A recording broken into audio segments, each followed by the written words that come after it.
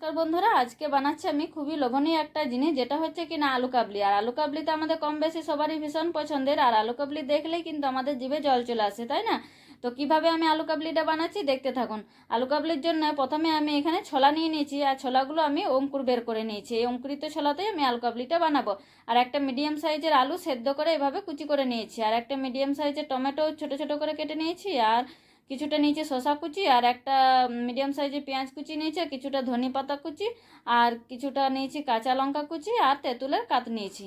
তো এবার আমি আলু কাবলিটা কিভাবে বানাচ্ছি দেখতে থাকুন। এখানে একটা বড় পাত্র নিয়ে নিয়েছি, সেখানে আমি ছোলাগুলো ঢেলে নিলাম। আর এবার ওর মধ্যে একে একে দিয়ে দেবো আমি পেঁয়াজ কুচি, টমেটো কুচি। আর এগুলো কিন্তু পরিমাণ কোনো কিছু নেই, এগুলো যে যেটা বেশি পছন্দ করেন সেটা কম বেশি দিতে পারেন। আর দিলাম এবার এর মধ্যে শসা কুচি, আর দেবো এবার এর মধ্যে আলু কুচি। তো আলুটাও একটু বেশি কম দেওয়া যেতে পারে। আর দিয়েছি কাঁচা লঙ্কা কুচি।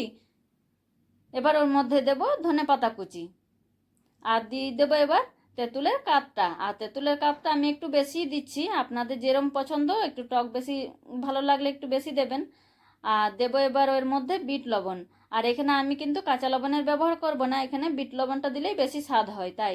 আর দিচ্ছি এবার চাট মশলা কিছুটা, আর দেবো একটু ভাজা মশলার গুঁড়ো 1 চামচ মতো দিয়েছি। এখানে ভাজা মশলাটার মধ্যে আছে জিরে, ধনে, শুকনো লঙ্কা আর মৌরি শুকনো খোলায় ভেজে আমি গুঁড়ো করে নিয়েছিলাম। আর দিলাম পাতিলেবু রস অর্ধেকটা পরিমাণের।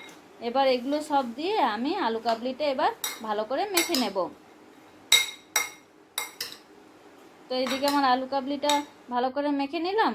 আর আলু কাবলি খেতে কিন্তু ভীষণ টেস্টি লাগে, তাই না? দুপুরবেলা তো বেশি ভালো লাগে। তো আলু কাবলিটা আমার মাখানো হয়ে গেছে, এবার আমি একটা কাগজের প্লেটে এভাবে করে সার্ভ করে নেব। আর আলু কাবলি তো কাগজের প্লেটেই বেশি ভালো লাগে, রাস্তার ধারে যেরম দেয় দোকানগুলো এইভাবে কাগজের প্লেটেই আমরা সার্ভ করে নিয়েছি। তো আজকে কেমন লাগলো আমার রেসিপি অবশ্যই